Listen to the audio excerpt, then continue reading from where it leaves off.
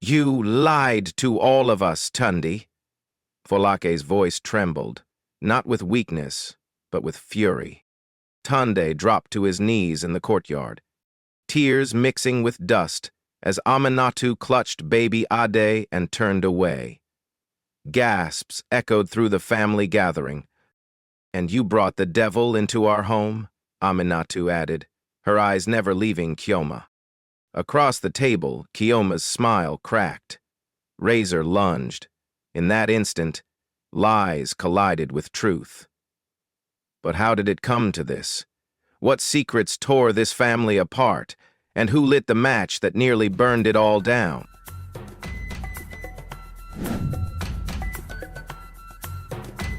Unravel the mystery with Baobab African Tales. Subscribe and chase the truth. It was a rainy night in Ikoyi. Thunder rolled low in the distance as sheets of rain lashed against the tall gates of the Adeyemi villa. Inside, the soft hum of a lullaby filled the living room as Aminatu cradled little Ade in her arms, gently rocking him to sleep. Then came the knock. No, not a knock. A bang. Violent, urgent, furious. "Who's there?" Tunde's voice was sharp, cautious. He moved toward the door, his heart already beginning to race. Before anyone could react, the door flew open just enough for something to be shoved through. A large brown envelope landed at Tunde's feet. A voice followed, gravelly and bitter. 7 days, Tunde. Pay up, or the whole of Lagos will know who you really are." And just like that, the voice was gone, swallowed by the storm outside. Aminatu flinched, clutching Baby Ade closer. Tunde stood frozen, staring at the envelope like it was cursed. From upstairs, footsteps. Folake emerged slowly, wrapped in her nightrobe, her expression calm but watchful. "What was that?" she asked, eyeing the envelope on the floor. Tunde bent down, picked it up. "It's nothing, Mama," he said quickly. "Just documents, from work." But his voice was too tight. His hands trembled slightly, and Folake, though silent, did not miss a thing. Inside the envelope was a photograph, a carefully edited, convincingly fake image. Tunde and Shade in a hotel room, laughing, with their hands almost touching, and a note written in block letters, "N 20 million, 7 days," or "Everyone sees this, you choose." Tunde stared at it for a long time.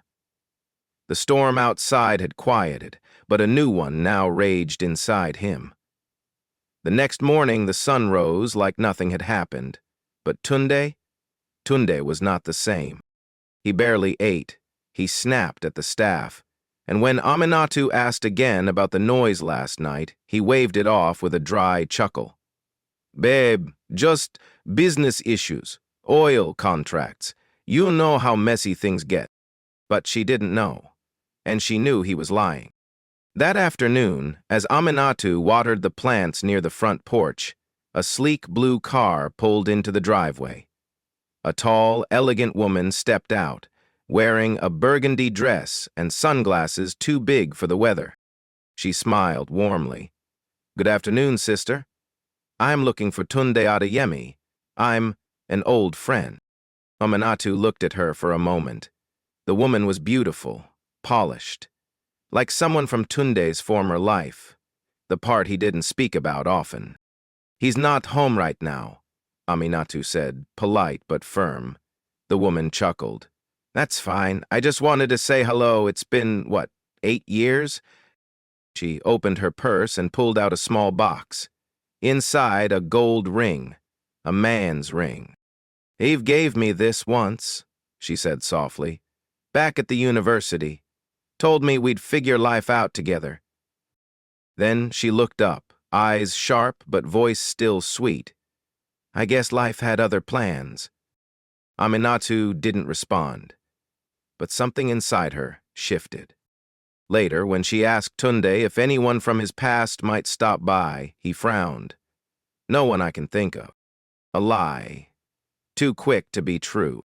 That night, as Tunde slept, Aminatu sat at the foot of the bed, holding the gold ring. It was old but clean, real, not some random trinket. She stared at it for a long time. Outside, the rain had stopped, but inside their home, a storm was just beginning. Tunde thought he had time. He thought he could hide the envelope, hold off Razor, and protect the fragile peace in his home. But Razor wasn't the kind of man who waited. It was barely 2 days after the first threat when Tunde found himself face to face with the devil again, this time in the underground parking lot of his office building. It was late. The sun had dipped behind the towers of Victoria Island, and only the buzzing of fluorescent lights echoed through the structure. Tunde had just unlocked his car when Razor stepped out of the shadows. "Miss me?" Razor grinned, his eyes sharp like broken glass. Tunde froze. "I told you 7 days, now it's 5. And I've got something even juicier." He tossed a USB drive toward Tunde. It clattered onto the hood of the car. Audio. "You, calling your wife naive, saying you regret marrying a girl from the slums. You didn't say it? Maybe, but the recording says you did." Tunde's jaw clenched. "This is fake. Deep-fake audio. You won't get away with this." "Don't need to get away. Just need to make someone believe it. Like one of those trashy gossip blogs you oil guys hate so much. Or your wife." A pause. Razor leaned closer. 3 days. Or the world hears your voice. And just like that, he vanished into the night, leaving behind only silence and fear. The days that followed felt like walking on glass. At home, Tunde grew restless. He barely slept. He skipped meals. Every message on his phone made him jump. And the pressure at work didn't help. Competitors had started whispering. Somehow, someone was leaking half-truths, half-lies, just enough to shake the boardroom's trust. Investors pulled out of a small deal. Shareholders demanded explanations. At dinner, when Baby Ade knocked over his water, Tunde snapped, "Why can't he just sit still for 5 minutes?" The table went silent. Aminatu stared at him, stunned. Tunde realized what he'd said, but the shame came too late. He stormed off, muttering something about work, but Aminatu's eyes were already heavy with questions. That night, while Tunde slept fitfully, she picked up his phone. She wasn't proud of it, but love mixed with suspicion, that's a dangerous cocktail. Nothing. No messages from strange numbers, no audio files, no photos. Just clean silence. And that, somehow, felt even worse. Folake watched it all from the side. She had raised Tunde. She knew the signs. His clenched jaw, his silence, the way he snapped at people who didn't deserve it.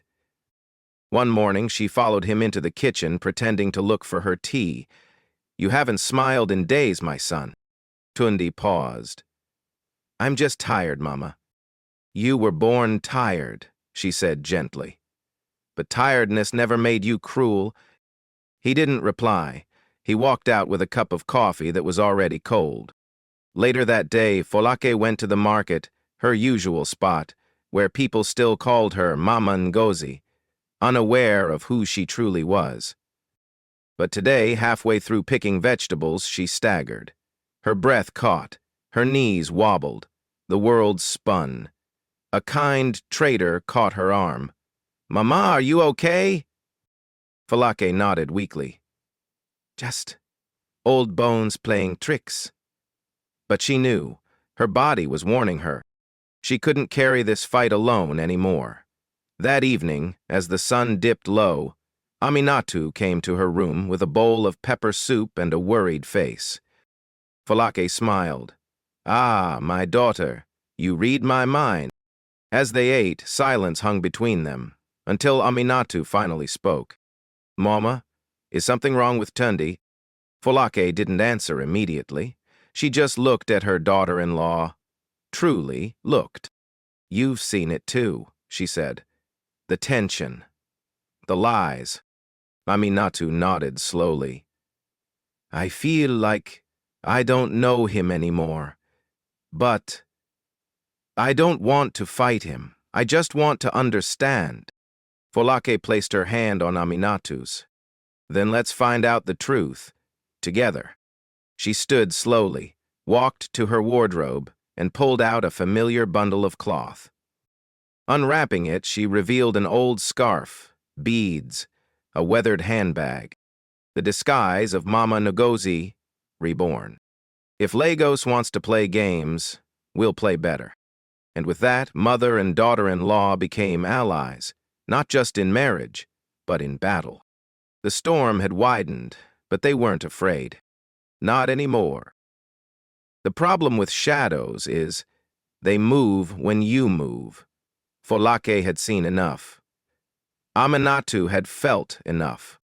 They couldn't wait anymore, so together they enlisted someone from inside, the housemaid, Blessing. Quiet, observant, loyal, and more importantly, no one noticed her coming and going. For days, Blessing followed Chioma. No one questioned the young woman sipping palm pine in the corner of the buka. No one noticed the girl wiping tables near the seafood spot in Victoria Garden City. And then, finally, Chioma made a mistake. She met Razor. It was a late afternoon, the kind where the sky burns orange and everything feels heavier. They sat in a back corner of a small restaurant. Blessing sat nearby, pretending to scroll through her phone, recording everything with a hidden mic. Razor leaned forward, grinning like a devil who thought he'd already won. You just keep messing with her head, he said, voice low and sharp. Make her doubt him. That's all I need. Once the woman cracks, the house falls. Chioma sipped her juice. She's not cracking yet, but she's close. Very close. Brazil nodded. Good. When the Adeyemis fall, we rise. It was all the confirmation Aminatu and Folake needed. The game was changing. Meanwhile, Tunde was breaking. He had spent days living like a ghost in his own home.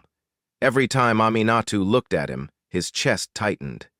Every time his son reached for him, guilt wrapped around his throat. He couldn't take it anymore.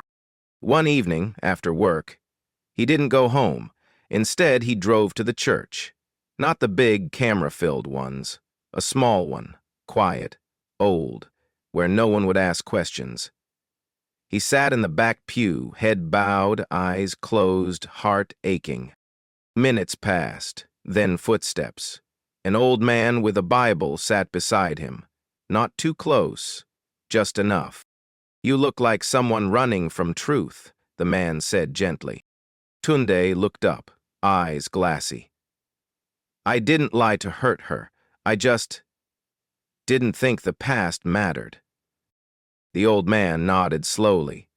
Secrets fester in silence. But truth? Truth only heals when it's spoken. Tunde didn't speak after that. He just stared at the cross on the wall until his chest felt light enough to breathe again. That night he went home, and he told the truth.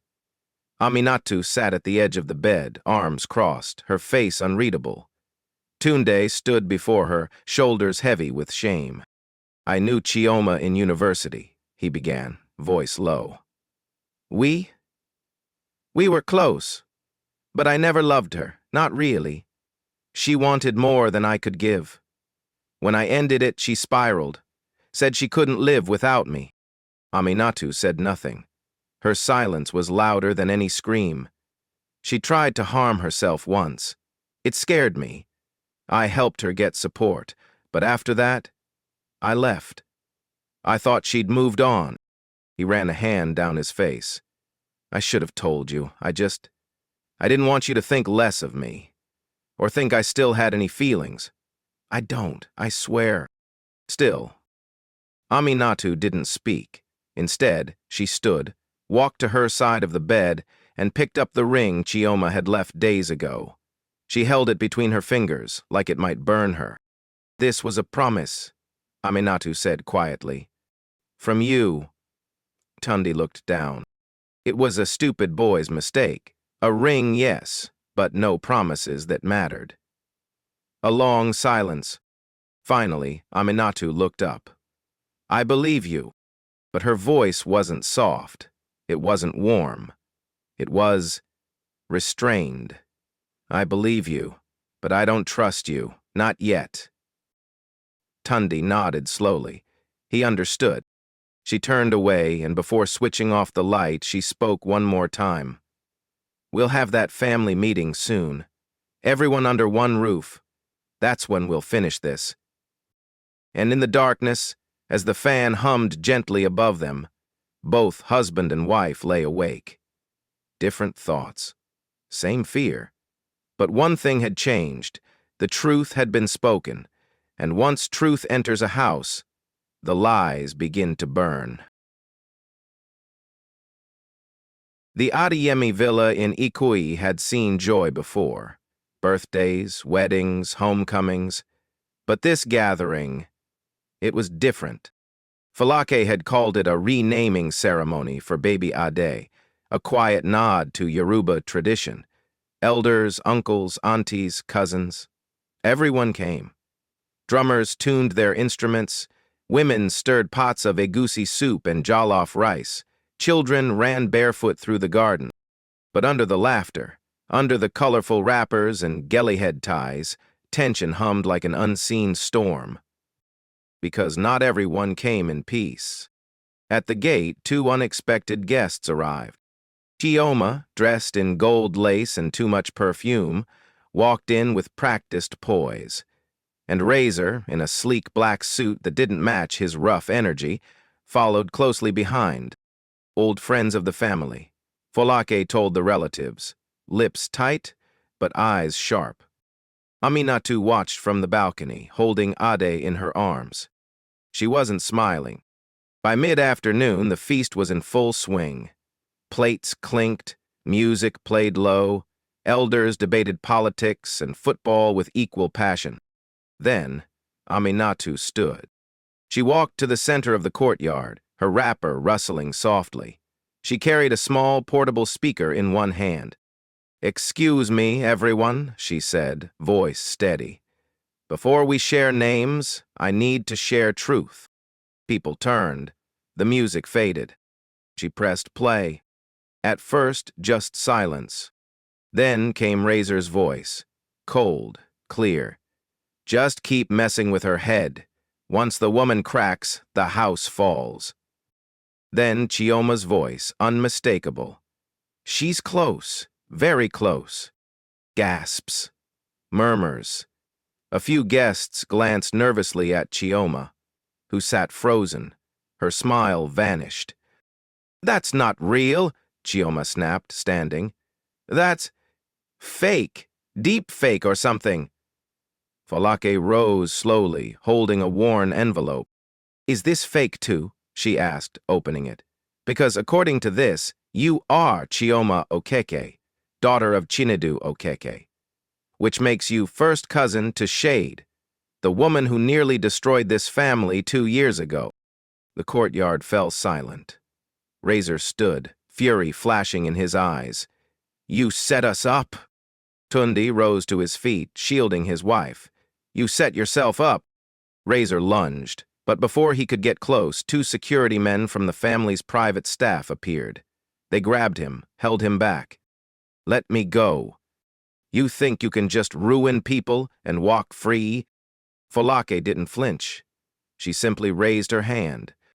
"You came into this home with lies, now you leave with truth." Razor spit on the ground as they dragged him out. Chioma stood trembling. Her mask was gone. Her beauty, her charm. None of it could shield her now. "I loved you," she whispered to Tunde. "You used me." Aminatu stepped forward, Baby Ade on her hip. "You used yourself." Chioma looked around the courtyard, at the faces of judgment, of disbelief, then turned and walked away, heels clicking like broken glass on stone. There was silence for a long moment. Then Folake stepped forward. "Before we name this child," she said, "there's one more thing that must be said." She looked at Tunde. "My son." Tunde swallowed hard. Slowly, he walked to the center. He looked at everyone. Family, friends, his wife, his mother. Then he dropped to his knees. "I failed you," he said, voice thick. "I failed my wife. I failed my mother. I let fear guide me instead of truth." He turned to Aminatu. "I stayed silent, not because I didn't love you, but because I loved you too much. I didn't want to lose the peace we had. I thought hiding the past would protect our future. But I was wrong." Aminatu didn't speak. She looked down at Ade, who now slept peacefully against her chest. Then she looked back at her husband. "You hurt me," she said, "but you also told the truth, and that's where healing begins." Tears welled in her eyes. "I forgive you." Tunde broke down. His head fell into his hands, and in that moment the weight of guilt, fear, and silence finally fell away. Aminatu knelt beside him, placed one hand on his shoulder, and pulled him close. Not because everything was perfect, but because love was still alive. That evening, as the sun dipped low behind the palms, the renaming ceremony continued. Baby Ade was given a new name, Tunde, meaning joy has returned. And around the fire, as music played and food passed from hand to hand, a family sat together again. Not flawless, not unbroken, but stronger. Because in the face of betrayal, through the fire of suspicion, they had chosen forgiveness. And forgiveness, real, painful, humbling forgiveness, was the only thing strong enough to rebuild what had been broken. In many African families, silence is mistaken for strength, and secrets are buried in the name of peace. But as we've seen, silence can be a slow poison. Tunde's fear of facing his past nearly cost him everything: his wife, his child, his legacy. It wasn't until truth was spoken and forgiveness extended that healing began. This story reminds us that trust isn't built by perfection. It's built by honesty, humility, and the courage to face what we're most ashamed of. Forgiveness isn't weakness, it's power. It's the ability to choose family over pride and faith over fear. And for women like Aminatu and mothers like Folake, it shows that strength doesn't always roar. Sometimes it moves quietly in the background, holding families together, one prayer at a time. Let this story be a mirror. What truths are you afraid to speak? What wounds are waiting to be healed? If this touched you, share it with someone who needs to hear it, and subscribe for more powerful stories rooted in our culture, our struggles, and our strength. Hey, Baobab. African Tales fam, we've got gripping stories brewing, tales of mystery, justice, and wisdom rooted deep in our soil. Stay blessed, stay wise, and never let the shadows fool you.